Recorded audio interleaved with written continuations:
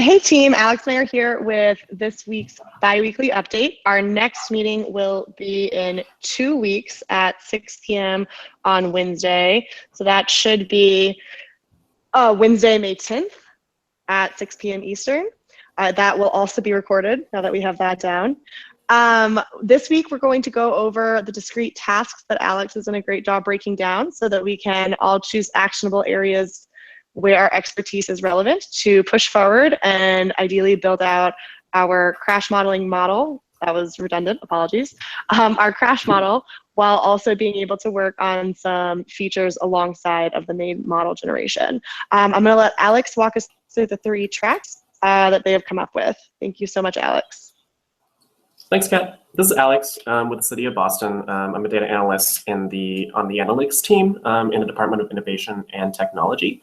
I'm the main point of contact for this project with the City of Boston. So I'm going to go through, I think, a general outline of work that we came up with, unfortunately, after the hackathon, but I think does a good job of separating out both different skill sets that people might bring to the table, and also does a good job of organizing work into, I think, projects and tasks that are easier to take ownership of. And I'll be talking over sort of the organization of work, but we're also underway with a restructuring of the code base so that this makes sense, so you can plug in technically easily as well. So I think the main one, obviously, is model development. And I think we've seen a lot in this so far, both from work that Ben Vitorsky with the City of Boston had done with a sort of benchmark model, as well as other model development projects that people worked on the hackathon. There's a Bayesian modeling project going on with Chi and Jeff from MIT. And I believe there were other modeling approaches talked about at the hackathon as well. So for this, I think we wanted to define for each of these tracks a clear dependencies as well as clear deliverables. So for model development, I think the main dependencies are clean data and a clean feature set. And the main deliverables will be obviously predictions. So we've separated modeling, I think, from some of the presentation concern, which is a different track that I think demands a different skill set. So we're looking for mostly machine learning and statistics skills to be really useful in the modeling track. But for presentation, I think there's definitely a different set of skills. Web development, data visualization, GIS are all welcomed here. The end goal of this more presentation track is to make the outputs of this model usable, both for our end users within the City of Boston who might be thinking about what interventions to make based on these predictions, as well as for us internally working on the project as well, to be able to view the output of what we're actually predicting is crashes on streets, and to view those on streets and in space and time, I think is going to be a really valuable tool for us to judge whether or not our predictions are making sense, and check those against common sense. So that's the modeling track and the presentation track. And I don't think we have a clear sense of clear presentation deliverables yet. I think some of that still needs to be scoped out.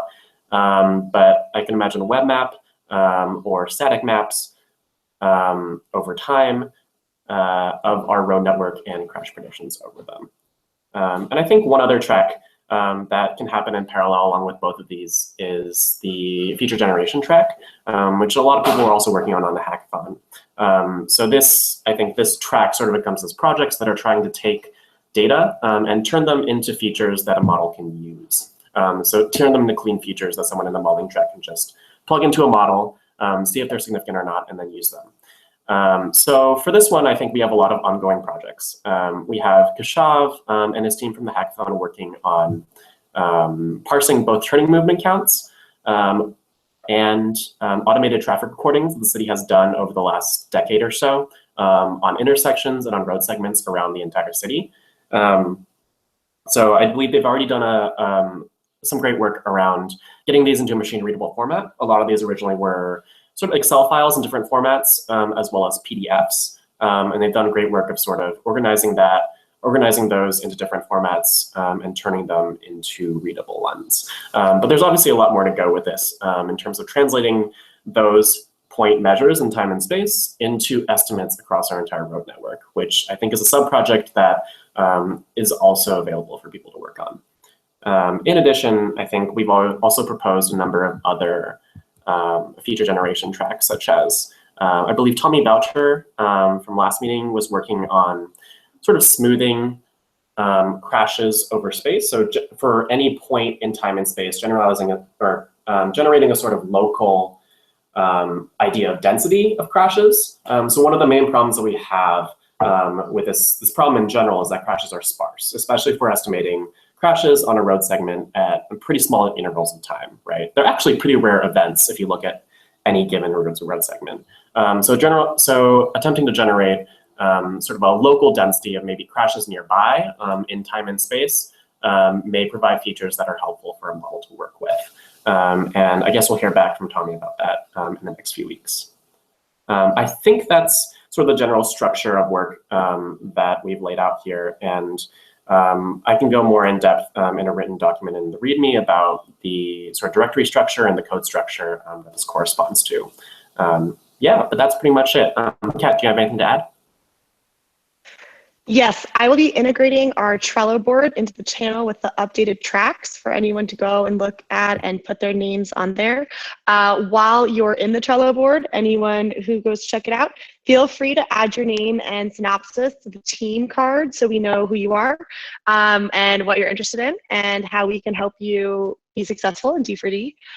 A lot of the people on the team card currently are not actively involved for one reason or another, so don't take it as gospel, but people do come and go, and so I want to make sure that we can stay in touch with everybody who has been invested in the project at one point or another. Definitely feel free to add yourself to the team card and anything else you're interested in subscribing to and tracking, and that will be paired with Alex's physical write-up on what each track and the current versions of the perceived tasks under each track look like.